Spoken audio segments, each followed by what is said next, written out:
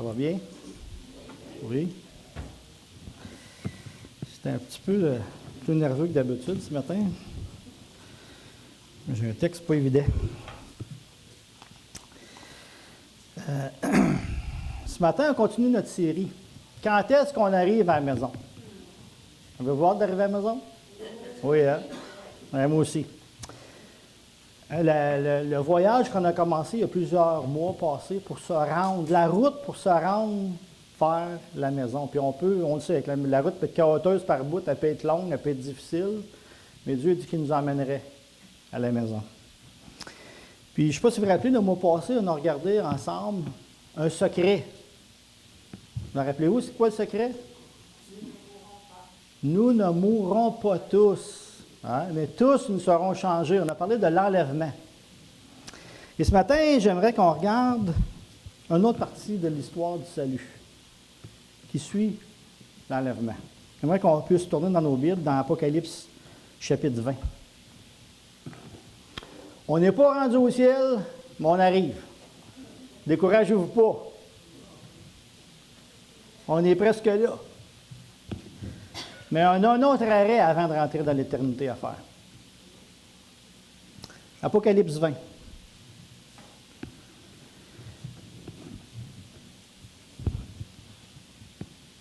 Jean nous dit ceci. « Puis je vis descendre du ciel un ange qui avait la clé de l'abîme et une grande chaîne dans sa main. Il saisit le dragon, le serpent ancien qui est le diable et Satan, et il le lia pour 1000 ans. Il le jeta dans l'abîme, ferma et scella l'entrée au-dessus de lui, afin qu'il ne séduise plus les nations, jusqu'à ce que les 1000 ans soient accomplis. Après cela, il faut qu'il soit délié pour un peu de temps. Et je vis des trônes, et ceux qui s'y assirent furent donnés le pouvoir de juger.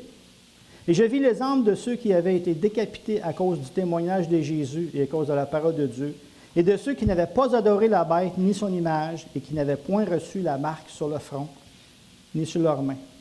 Ils revinrent à la vie, et ils régnèrent avec Christ pendant 1000 ans. Les autres mondes ne revinrent point à la vie jusqu'à ce que les 1000 ans soient accomplis. C'est la première résurrection. Heureux et saints ceux qui ont part à la première résurrection. La seconde mort n'aura point de pouvoir sur eux, mais ils seront sacrificateurs de Dieu et de Christ, et ils régneront avec lui pendant 1000 ans. Quand les 1000 ans seront accomplis, Satan sera lâché de sa prison, et il sortira pour séduire les nations qui sont aux quatre coins de la terre, Gog et Magog, afin de les rassembler pour la guerre. Leur nombre est comme le sable de la mer.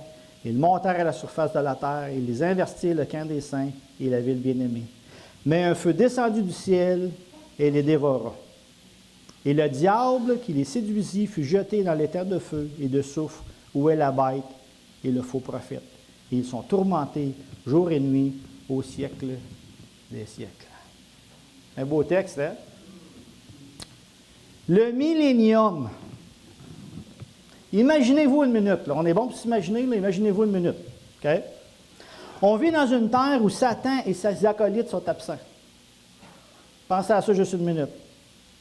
Une terre où la justice et la paix règnent partout. Tu n'entends pas parler de guerre, ni de famine.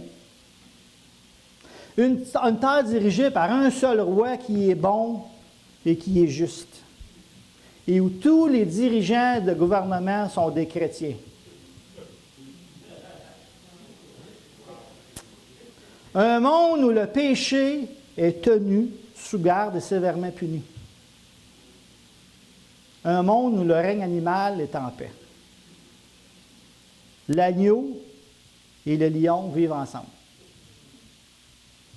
La création est libérée de la malédiction de la chute. En un mot, le retour au jardin d'Éden. Un règne de paix, de justice, de bénédiction dirigé par le Seigneur Jésus lui-même, assis sur le trône de David à Jérusalem, comme Dieu lui a promis. Est-ce que ce n'est pas l'espérance de tous les chrétiens de tous les âges? C'est ça le millénium. C'est ça le millénium. On n'est pas encore dans l'éternité, mais on n'est pas loin. C'est le dernier stop.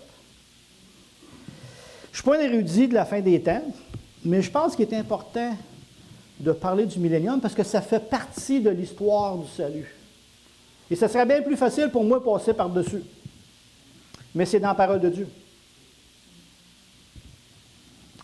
Donc, j'aimerais prendre quelques minutes pour en parler. Mais avant, j'aimerais faire quelques mises au point. La première qui est importante, c'est qu'il y a une période de transition entre l'enlèvement et le millénium. Oui, le 7 ans de tribulation.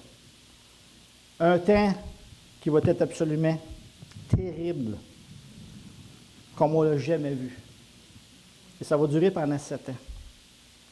Je ne veux pas prendre le temps de parler de ça ce matin, mais je peux juste vous dire que c'est là que Dieu va juger notre monde et Israël pour sa rébellion.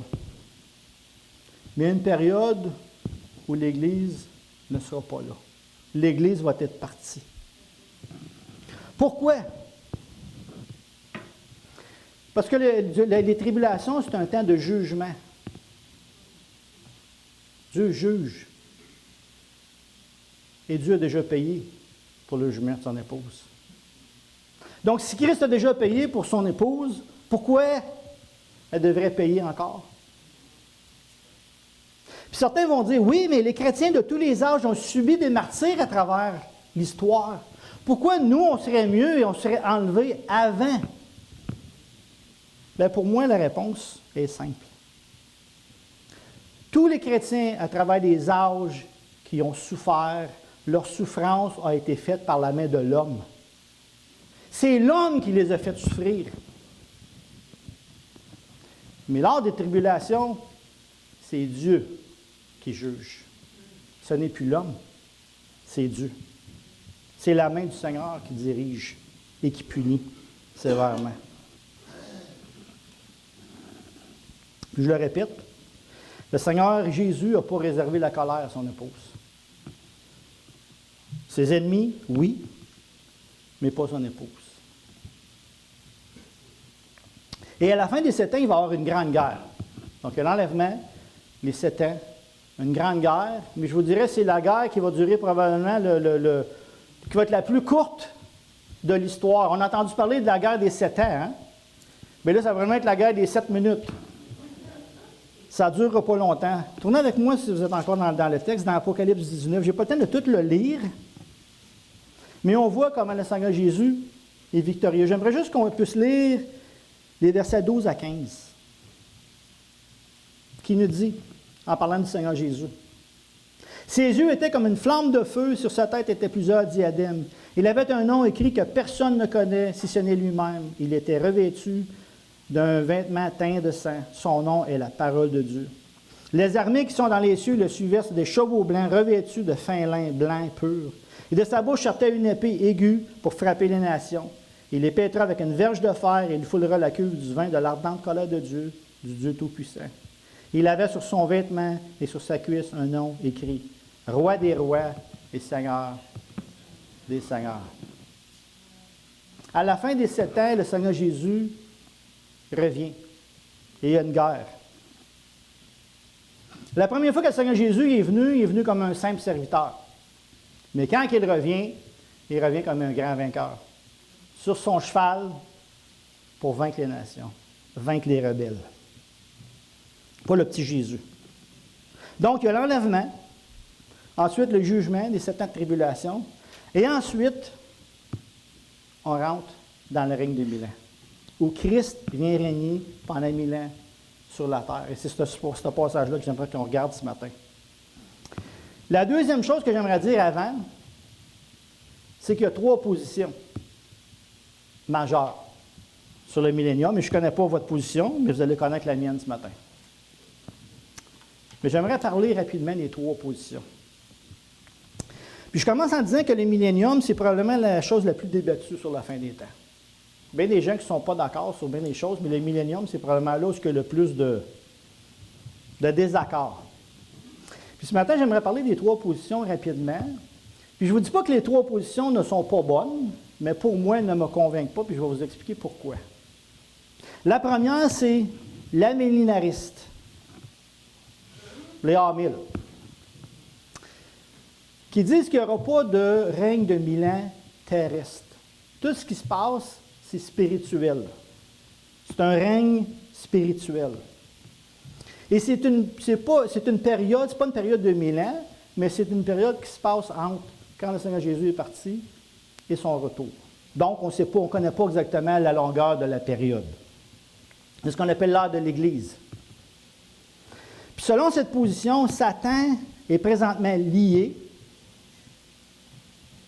parce qu'il a été défait à la croix, puis il ne peut pas arrêter la progression de l'Évangile. C'est ce que les Hamilles vont nous dire. Et je ne dis pas que ce n'est pas valide, mais moi je vous dirais que si Satan est lié, il y a une méchante longue chaîne. Il peut faire pas mal ce qu'il veut. Et comment expliquer un texte comme Éphésiens 2, 1 et 2 qui dit ceci, et qui se situe après la croix?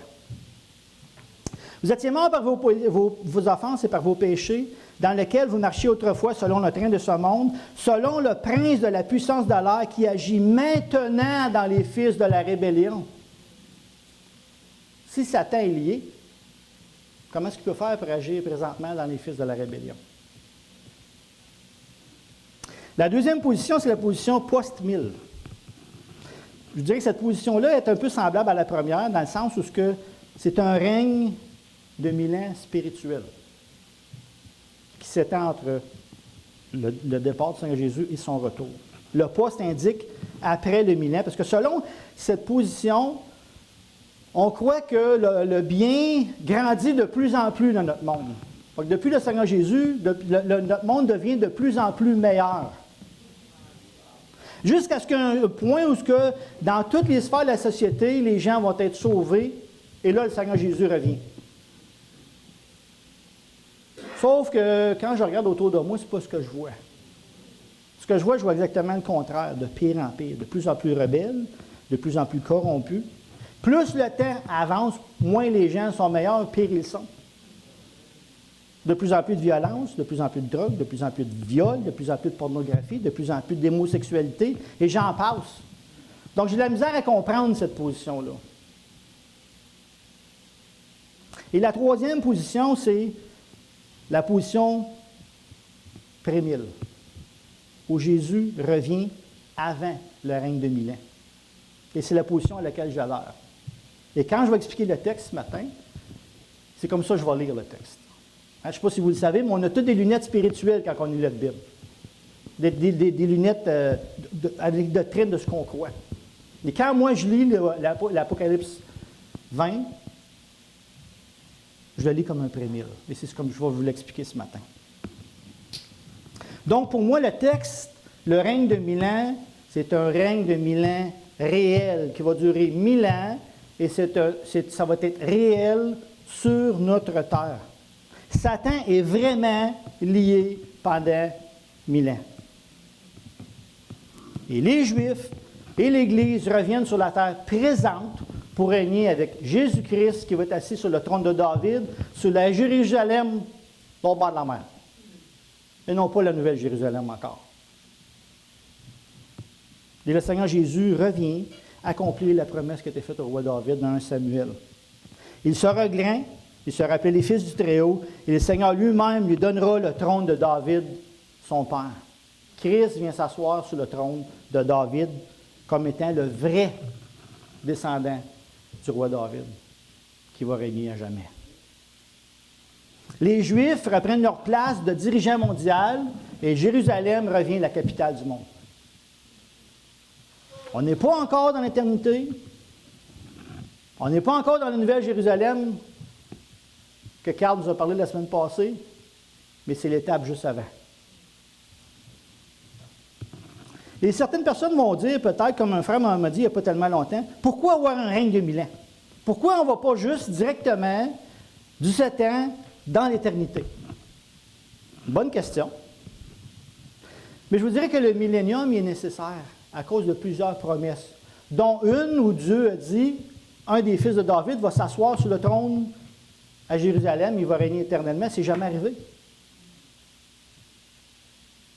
Et aussi, il y a des textes bibliques qu'on ne peut pas expliquer. Tournez avec moi dans Ésaïe 65.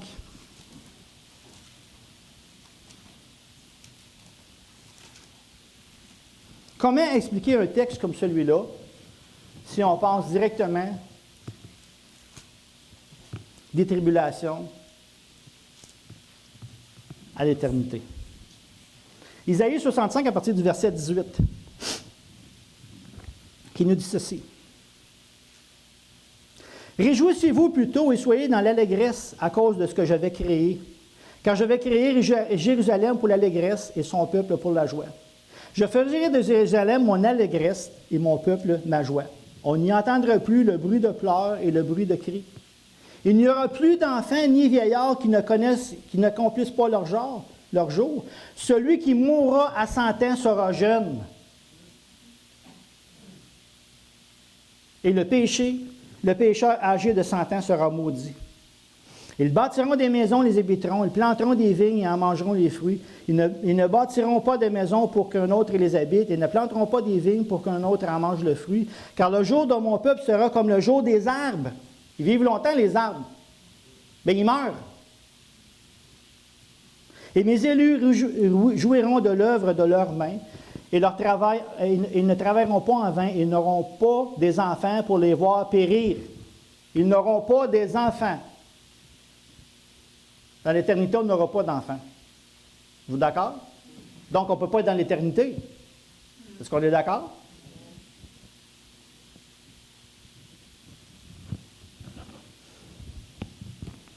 Car ils formeront une race bénie de l'Éternel et leurs enfants seront avec eux. Avant qu'ils m'invoquent, je répondrai. Avant qu'ils aient cessé de parler, j'exaucerai. Le loup et l'agneau paîtront ensemble. Moi, je n'ai pas vu ça encore sur ce côté-ci de la clôture. Vous d'accord? Donc, ça ne peut pas être aujourd'hui et ça ne peut pas être dans l'éternité. Parce que dans l'éternité, on ne mourra pas, 100 ans, on ne mourra plus. Et on n'aura pas d'enfants parce qu'on va être comme les anges. Donc, pour moi, le règne des 1000 ans est nécessaire pour expliquer un exemple, ce texte-ci.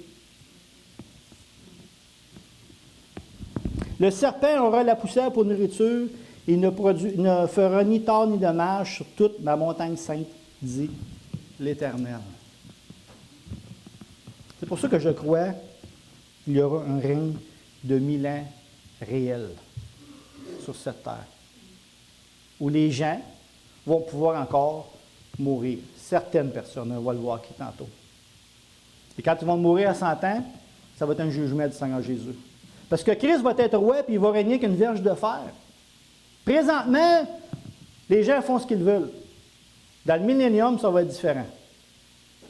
Parce que le grand roi va régner à Jérusalem. Mais avant d'aller dans l'Apocalypse, j'aimerais regarder rapidement, parce que ce texte-là nous dit certaines choses qui vont se passer dans le millénium que Jean ne nous dit pas. Et rapidement. Le verset 19 nous dit que Jérusalem et les Juifs vont revenir le centre du monde et que Christ, en tant que roi, va venir régner sur le règne de David. Le verset 20 nous dit que certains pourront encore mourir, mais la vie sera allongée comme avant le déluge. Les gens vont encore vivre vieux durant le millénium. Parce que le péché va être de beaucoup amoindri. Verset 22 et 23 nous dit que la malédiction placée sur le travail lors de la chute aura disparu. Isaïe 65. Excusez. C'est encore dans l'autre texte. Et que la nature va produire en abondance comme au temps du Jardin d'Éden.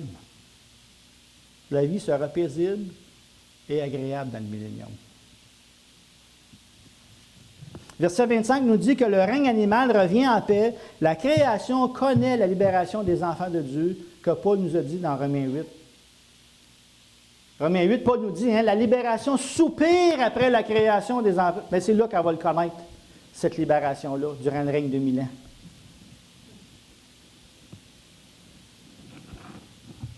Ça va être un règne absolument extraordinaire. Et Jean nous en donne beaucoup plus de détails sur ce règne de 1000 ans. C'est ça qu'on revienne dans l'Apocalypse. C'est là qu'on regarde vraiment quatre choses que Jean va nous dire à propos du millénium qui sont importants à comprendre.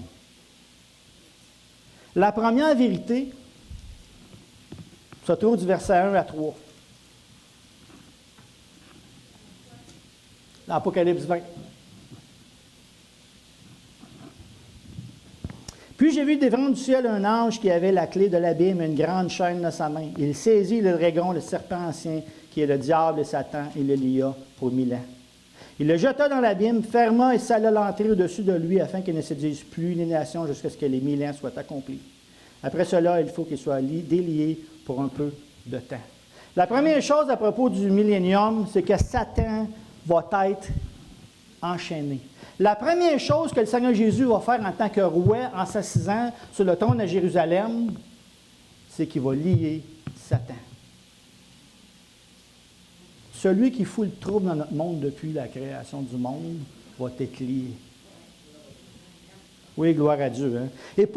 Et Jean utilise 4 noms. Le dragon, le serpent ancien, le diable et Satan. Quand il parle du serpent ancien, probablement que Jean pense à la Genèse. Le serpent qui a fait tomber Adam et Ève et qui nous a fait tomber dans le péché. Celui qui a séduit et qui a fait tomber notre monde pendant des millénaires dans la noirceur est lié. Et le Seigneur n'envoie pas n'importe qui pour lier Satan. Hein? Il envoie un de ses anges. C'est probablement Michael ou Gabriel. Imaginez tout un exploit. Prendre Satan et être capable de le lier avec des chaînes. Mais il n'arrête pas là. Il le prend et il le jette dans le puits sans fond. Il met un couvert par-dessus. Il barre à clé. Puis il met la clé dans ses poches, puis il n'y a pas personne qui y touche pendant 1000 ans. Fermé à double tour, impossible pour Satan de s'échapper pendant 1000 ans. Imaginez un monde où ce que Satan n'est pas là. Essayez de vous imaginer ça 1 minute. Pas de tentation.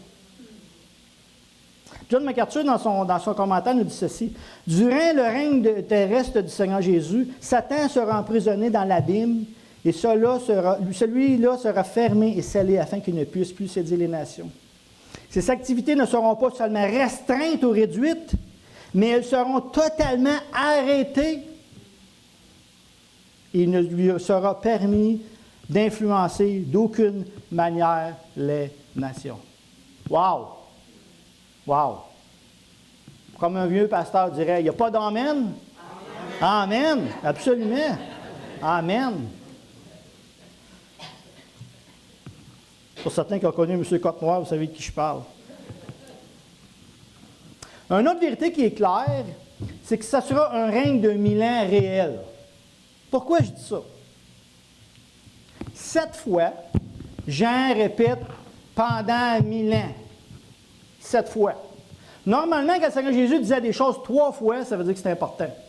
Et là, Jean, regardez bien, au verset 3, il dit pendant 1000 ans. Au verset 4, pendant 1000 ans. Au verset 5, pendant 1000 ans. À la fin du verset 6, pendant 1000 ans. Au verset 7, pendant 1000 ans. Croyez-vous que Jean a pris le temps de dire 7 fois pendant 1000 ans si ce n'est pas un règne de 1000 ans? Entre vous et moi? Je crois que ça va être un règne de 1000 ans réel. Et Jean le répète 7 fois dans 7 versets. Un règne de 1000 ans.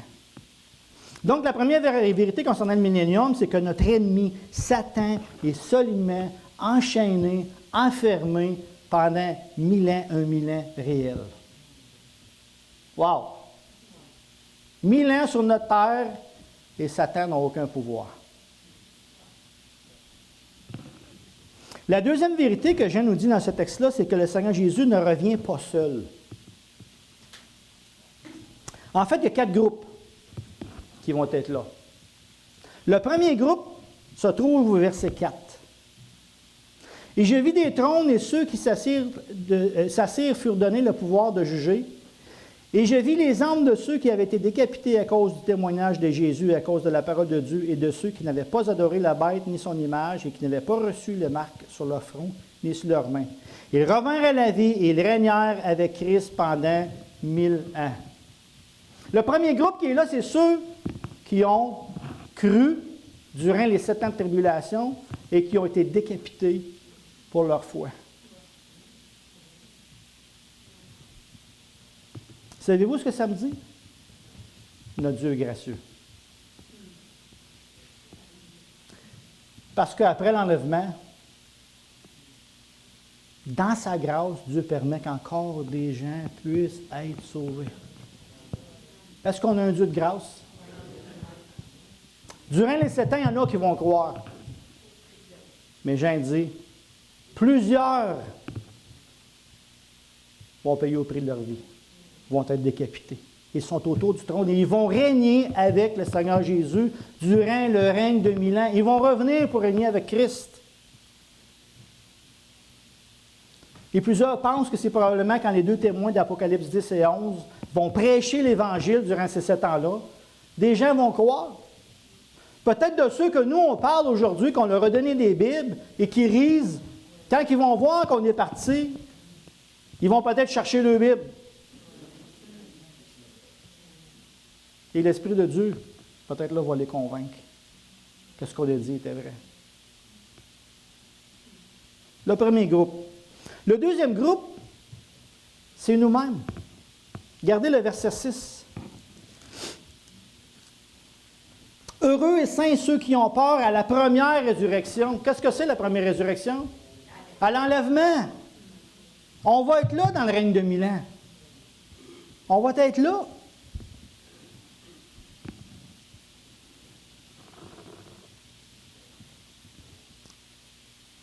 Christ ne restera pas son épouse au ciel pendant qu'il vient régner sur la terre. Vous d'accord? Oui. Seigneur Jésus a dit, je reviens et là où je serai, tu seras avec moi. Et ça inclut le millénium. Les enfants de Dieu qui vont être enlevés vont être avec lui. Imaginez, moi je suis un homme méchant, j'ai un cœur corrompu. Et je vais avoir mon épouse avec moi partout. Partout où je vais, mon épouse est avec moi. Il n'y a pas grand place que je vois que mon épouse n'est pas là. Et imaginez-vous le Seigneur Jésus, il a payé pour son épouse à la croix, il l'a lavé dans son sang, puis après ça, il va dire, ma petite fille, tu vas rester au ciel pendant 1000 ans, puis je vais te revoir dans 1000 ans. I don't think so. Où Christ est, son épouse est avec lui. Son épouse est avec lui. On revient avec des corps incorruptibles, immortels, qu'on a reçus lors de l'enlèvement, et on vient avec Jésus-Christ, revient sur la terre pendant 1000 ans. Donc, on est là. Les rachetés durant la tribulation sont là. Il y a 2 autres groupes qui sont là, mais sont plus difficiles à voir. Le premier groupe, c'est les sauvés durant la tribulation qui ne mourront pas. Et vous allez me dire, tu vois ça où dans le texte?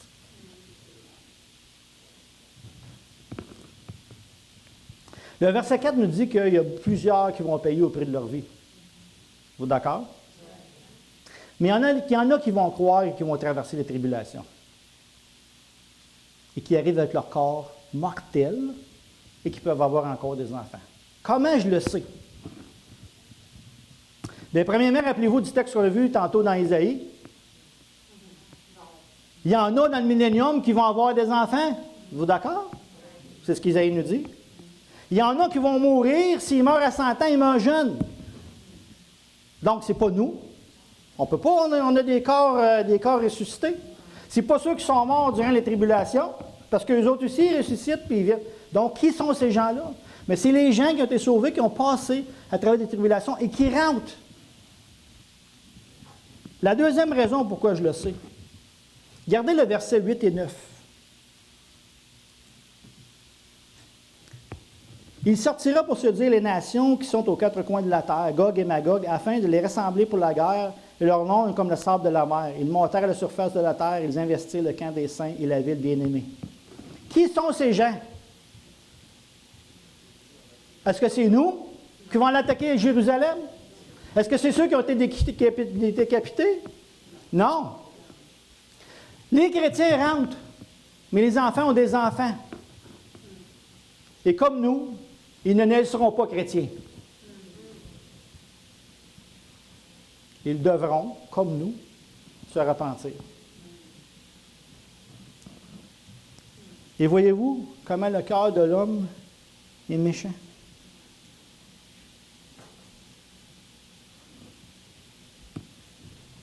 Donc l'Église est là. Les décapités sont là, ceux qui sont morts durant la tribulation. Ceux qui ont survécu à la tribulation et qui sont rentrés dans le millénium. Et je crois qu'il y a un quatrième groupe qui va être là. Le reste d'Israël choisi par grâce. Romains 11 est clair. Hein? Regardez ce que Paul nous dit. Pour ne pas qu'on se vante, il nous dit, rappelez-vous ceci. Je ne veux pas, frères, que vous ignorez ce mystère afin que vous ne regardiez pas comme sages. Hein, on peut dire, ah ben nous autres, Dieu nous a sauvés, puis Israël sont dans le trouble. Il dit, c'est qu'une partie d'Israël est tombée dans l'endurcissement jusqu'à ce que la totalité des païens soit entrée. Et ainsi, tout Israël sera sauvé. Selon qu'il est écrit, le libérateur viendra de Sion, il détournera Jacob de ses impiétés. Les Juifs, je crois que dans un instant, Dieu va sauver le peuple juif. Ils vont tous se repentir. Ils vont tous voir Jésus-Christ. Isaïe 53 nous dit, hein, regardez celui qu'on a percé. Est-ce que jusqu'à aujourd'hui, Israël a reconnu ceux qui ont percé? Mais c'est là qu'ils vont le reconnaître.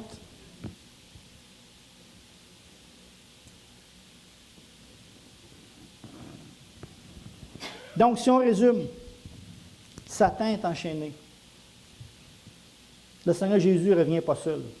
Hein? On va être là, les décapités des tribulations vont être là. Ceux qui ont cru et les Juifs. Mais le texte nous dit une autre chose aussi. On ne fera pas seulement qu'être présent, mais on va régner avec Jésus-Christ. Toute une différence, hein? Juste être là et régner. Vous d'accord? On fait toute partie du Canada, mais qui règne ici? Mais Jean nous dit, on ne sera pas juste présent, on va régner avec le Seigneur Jésus-Christ.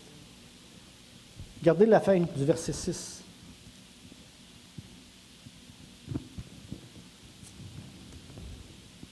La seconde mort n'a point de pouvoir sur eux, mais ils seront sacrificateurs de Dieu et de Christ, et ils régneront avec lui pendant 1000 ans. Imaginez-vous dans sa bonté, le Seigneur Jésus partage son règne avec son épouse. Wow! Le roi des rois règne, et il a son épouse à ses côtés. Il ne veut pas régner tout seul. Ils régneront avec lui. Quelle grâce! Est-ce que ça vous réjouit de savoir que vous allez régner avec Jésus-Christ? Amen. Hein? Imaginez. Dieu aurait pu nous sauver, nous rester direct là. Mais il dit non. Vous allez faire partie de mon gouvernement qui va diriger les nations. L'apôtre Paul nous dit ceci dans 1 Corinthiens 6, verset 2. Ne savez-vous pas que les saints jugeront le monde? Vous allez être là pour juger le monde. Tournez avec moi dans Apocalypse 2, au verset 26, quand le Seigneur Jésus parle aux églises.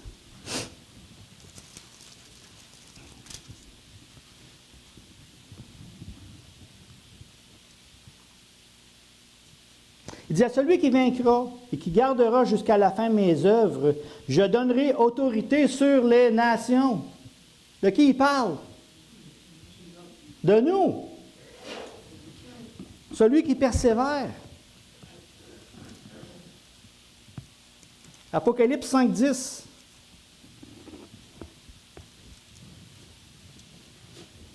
Tu as fait d'eux d'un royaume et des sacrificateurs pour notre Dieu. Exactement ce que Jean vient de nous dire. Vous d'accord au verset 6? Et regardez ce qu'il ajoute. Et ils régneront où? Sur la terre. Nous allons venir régner avec Jésus-Christ sur la terre si on est un enfant de Dieu. Et Jean nous dit, ils seront des sacrificateurs de Dieu et de Jésus-Christ. Quel était le rôle du sacrificateur dans l'Ancien Testament? 2 choses. Amener le peuple à la louange, comme M. Larin et Carole nous ont fait ce matin, et diriger le peuple dans la croissance à connaître Dieu. Et c'est ce qu'on va faire. Imaginez-vous, on va être là pour régner avec Christ et emmener les nations à connaître Dieu et à louer Dieu. Pardon? Amen! Amen! On ne réalise pas le privilège que Dieu fait à ses enfants. Christ va régner, on va être assis à côté de lui, on va régner sur pas loin, sur cette terre, la terre que vous marchez dessus présentement. On va régner avec Jésus-Christ pendant 1000 ans. Et la 4e vérité de ce texte-là est vraiment triste. Vraiment triste. Les nations vont se rébeller une dernière fois. Versets 7 à 10. 20, oui. Quand les 1000 ans seront accomplis, Satan sera relâché de sa prison. Et il sortira pour séduire les nations qui sont aux 4 coins de la terre. Ceux qui ont... Leurs parents sont rentrés, mais sont nés. Ils ne sont pas nés chrétiens. Gog et Magog, afin de les rassembler pour la guerre, leur nombre est comme le sable de la mer. Ils montèrent à la surface de la terre, ils investirent le camp des saints et la ville bien-aimée. Et un feu descendit du ciel et les dévora. Et le diable qui les séduisit fut jeté dans l'étang de feu et de soufre, où est la bête et le faux prophète. Ils seront tourmentés jour et nuit au siècle des siècles.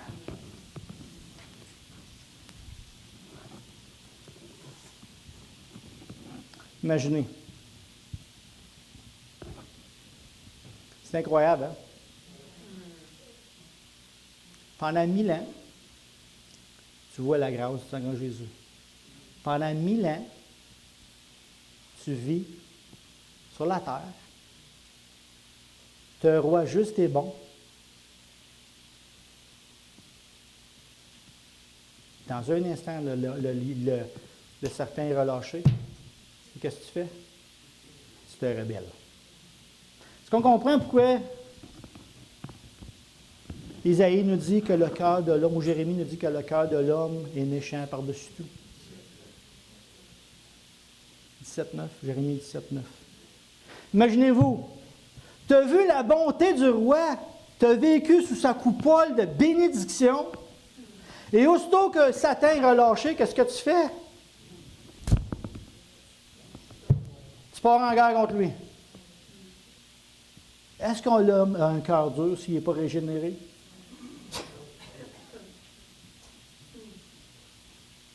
Et ce n'est pas quelques-uns, hein? Regardez le verset 8. Comme le sable de la mer. Ça veut dire que la grande majorité des gens qui ont vécu sous la grâce de Dieu pendant 1000 ans vont encore une fois lui cracher au visage. Puis ils vont lui dire, on n'en veut pas de ton autorité. On n'en veut pas de ton autorité. Et c'est ça un cœur non régénéré. Et là, la vraie fin arrive. Un feu du ciel descendit et il les consume tous. Et Satan est finalement enchaîné une fois pour toutes pour l'éternité. Et le roi des rois nous introduit dans l'éternité. Quand est-ce qu'on arrive à la maison? On est arrivé, là. Là, c'est vrai.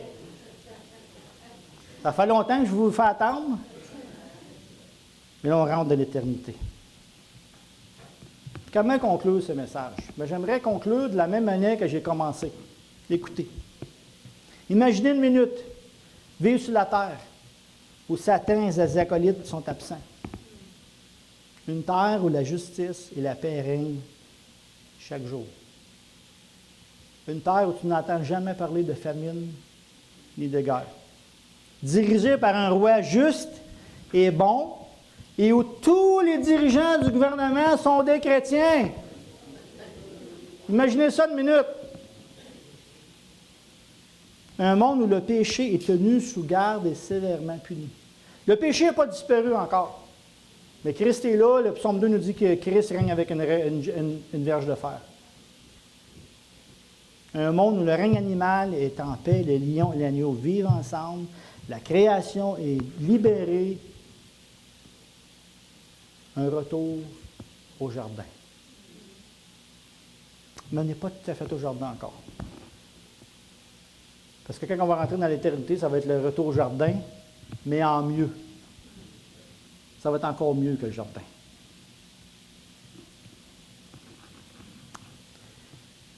Mais il faut faire attention. Cette bénédiction n'est pas réservée à tous. Seulement et seulement à celui qui s'est repenti. Il a reconnu son péché. Il a reconnu qu'il a gravement offensé Dieu. Seulement à celui qui croit que le Seigneur Jésus est le Fils de Dieu incarné, qui est venu mourir sur une croix, payer pour les péchés. Mais pas juste ça. Puis il a changé de direction. Si tu as cru tout ça et ta vie est exactement comme avant, tu n'as pas le Jésus de la Bible. Parce que l'Évangile nous transforme. Ne nous rend pas parfaits, mais elle nous change. Change de direction, arrête de courir loin de Dieu et tu cours vers Dieu. Et tu veux ressembler à Jésus. Et si tu n'as pas encore marché dans ce chemin-là ce matin, je t'invite à crier au Seigneur. Le Seigneur a dit, celui qui vient à moi, je ne le mettrai pas dehors. Crie au Seigneur Jésus. Et il va te répondre.